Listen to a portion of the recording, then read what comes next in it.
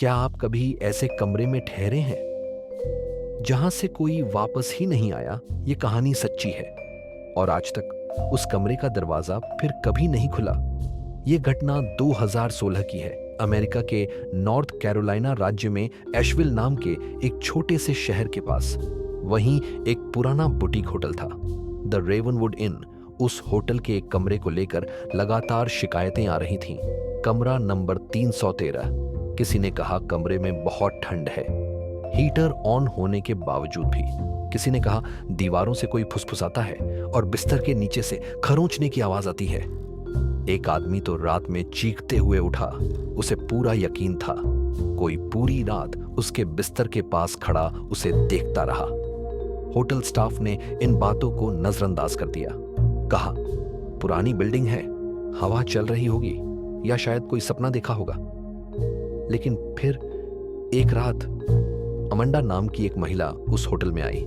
एक travelling nurse थी, थकी हुई, अकेली।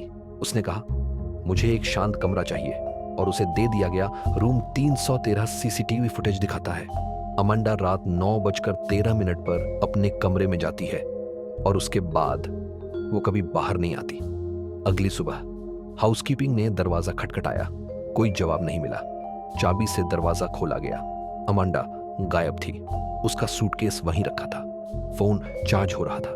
बिस्तर एकदम वैसा ही जैसा रात को छोड़ा गया था। ना जबरदस्ती के कोई निशान, ना ही किसी संघर्ष का कोई सबूत। लेकिन एक चीज ने पूरे स्टाफ को अंदर तक हिला दिया।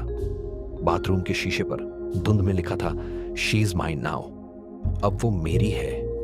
उस दिन के बाद होटल ने रूम 313 को हमेशा के लिए बंद कर दिया। वो अब उस कमरे के बारे में बात नहीं करते। लेकिन स्थानीय लोग कहते हैं अमेंडा पहली नहीं थी और आखिरी भी नहीं। अगर आप कभी एशविल जाएं और कोई आपको रूम 313 ऑफर करे तो बस एक बात याद रखना, ना कह देना।